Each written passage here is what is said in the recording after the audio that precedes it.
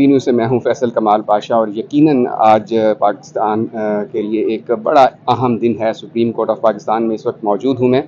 اور مخصوص نشستوں کے حوالے سے سنی اتحاد کونسل کی درخواست پہ آج دن 12 بجے سپریم کورٹ آف پاکستان فیصلہ سنانے جا رہا ہے۔ پاکستان کی سیاست کے لیے، پاکستان کی حکومت کے لیے یہ فیصلہ جو ہے بہت اہمیت کا حامل ہے۔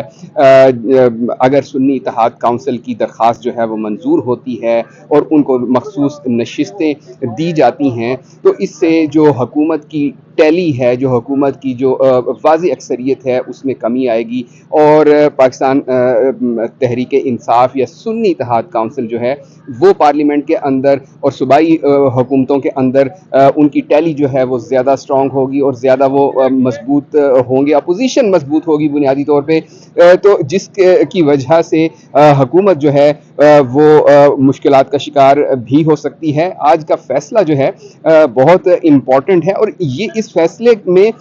بعض چیزیں آج طے ہوں گی کہ الیکشن کمیشن کی غلطیوں کا بھی تعین کیا جائے گا کہ آیا الیکشن کمیشن آف پاکستان نے جن پاکستان تحریک انصاف کے امیدواران نے ٹکٹس جمع کرائے تھے اپنے کاغذات نامزدگی کے ساتھ، ان کو بھی انہوں نے آزاد امیدوار ڈکلیئر کیا، تو سپریم کورٹ آف پاکستان یہ بھی طے کرے گی کہ آیا وہ آزاد امیدوار تھے یا نہیں تھے، یا الیکشن کمیشن آف پاکستان جو ہے وہ امپاورڈ تھا کہ وہ یہ اقدام کرتا۔ اس کے ساتھ ساتھ اس بات کا بھی تعین ہوگا کہ آیا جو پارلیمنٹ کو مخصوص نشستیں جو ہیں اگر ان کی تعداد مکمل نہ کی جائے تو کیا پارلیمنٹ جو ہے اس کو ادھورا رکھا جا سکتا ہے۔ یہ چیز بھی طے کی جائے گی کہ کیا اگر ایک جماعت کو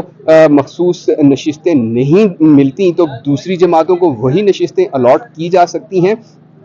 بہت سارے سوالات تھے سپریم کورٹ آف پاکستان کے سامنے، بڑی سیر حاصل گفتگو ہوئی سنی اتحاد کونسل کی جانب سے، فیصل صدیقی پاکستان تحریک انصاف کی جانب سے، Salman Akram Raja attorney general of Pakistan, Farooq H Naek, Kamran Murtaza J U I F کی جانب سے انہوں نے بحث کی، اور جو اپوزیشن کی زیادہ تر جو جماعتیں تھیں انہوں نے اٹارنی جنرل کے جو دلائل تھے ان کو اڈاپٹ کیا۔ تو بہت امپورٹنٹ ڈیولپمنٹ ہونے جا رہی ہے۔ 12 بجے جو ہی یہ فیصلہ آئے گا ہم آپ کو اس کی تفصیلات سے آگاہ کریں گے۔